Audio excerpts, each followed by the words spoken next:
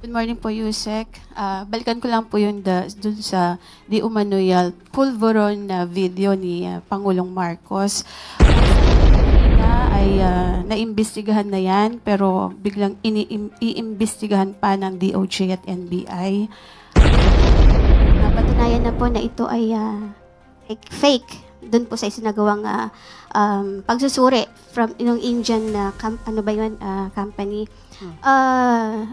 Wala po bang plano ang Malacanang, especially ang Pangulong Marcos, na magpa-hair follicle test na siyang hinihingi po para matuldukan na? Kaya ang tanong ko po, sabi niya sa social media hinihingi. Sino po in particular ang masasabi niyo sa akin na humihingi ng ganitong klaseng pag-test? Ang atin pong mga kababayan, So, isa ka nga sa humihingi. Kasi po gusto Sige, tanong ko nga, isa ka ba? Kasi we have to be specific on this. Isa ka ba sa humihingi? ang mga syempre kami po ay mga Pilipino rin. As a journalist, gusto po namin na hindi fake news. Yun pong aming ibabalita sa taong bayan. Okay. Good morning po, Yusek. Balikan ko lang po dun sa di umano'y pulveron na video ni Pangulong Marcos. Sabi niyo po kanina ay naimbestigahan na yan, pero biglang iimbestigahan pa ng DOJ at NBI. At napatunayan na po na ito ay fake doon po sa isinagawang pagsusuri from yung Indian company. Wala po bang plano ang Malacanang, especially ang Pangulong Marcos, na magpa-hair follicle test na siyang hinihingi po para matuldukan na itong issue po ng di umano'y paggamit ng ipinagbabawal na gamot ng ating Pangulo? Sino po ba ang humihingi? Marami po sa ating mga kababayan ang sa social media na nagre-react dito po sa ipinapalabas na video na ito. Actually, parang na-die down na po ito before dahil nga sasabi nga na Malacanang it's a fake. Pero biglang nabuhay after po nung ginagawang investigasyon mismo ng Kongreso, ng Kamara.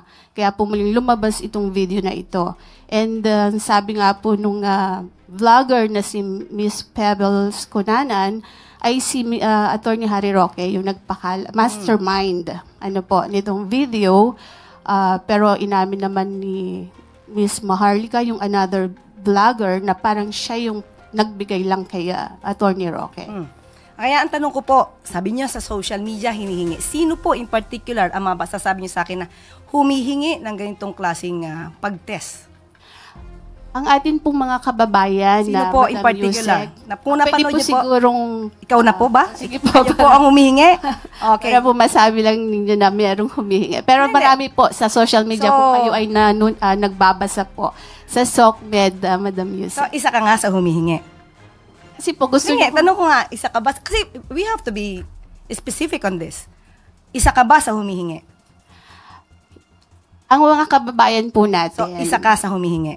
Actually, I'm a journalist. Hindi Sige, naman po ako humihingi. Pero parang gusto ninyo na meron lang kayong basihan. Basihan. Sino nga po? Kasi sabi niyo po kanina, ay napanood yun niya yata sa social Opo, media. Madam Sino Yusek, syempre kami po ay mga Pilipino rin. As a journalist, gusto po namin na hindi fake news. Yun pong aming ibabalita sa taong bayan. Okay, so humihingi po Si nagdidiman. Attorney Vic Rodriguez, di ho ba Okay. matagal na rin naman niyang hinihiling niyang hair follicle test. Okay, tanong po natin. Ano po ba ang basihan para sa paghingi at i-demand sa Pangulo ang isang hair follicle test? Ito po ba'y may pagbibintang na siya ay di umanong gumagamit ng illegal na droga? Kung may pagbibintang, liliwanagin po natin. Kung may pagbibintang sa Pangulo, yung nagbibintang ang dapat na magpatunay kung may ginagamit man o wala. Hindi po pwedeng gumawa ng kwento, walang basihan, isang guni-guni para masira ang Pangulo, at walang basihan. Kahit saan po na kaso, kung sino yung nagbibintang, siya ang magbigay ng pruweba. Hindi nyo pwedeng sabihin na, ito, gumagamit ka, patunayan mong hindi. Hindi po yun ang tamang logic. Kayo po na nagbibintang, kayong humihingi at nagdidiman sa Pangulo, kayo muna ang magpatunay na mayroon siyang ginagawang mali. Kapag wala po kayong napatunayan, wala po kayong karapatan humingi sa Pangulo ng anuman demand patungkol sa hair follicle test. Thank Okay you po. Salamat.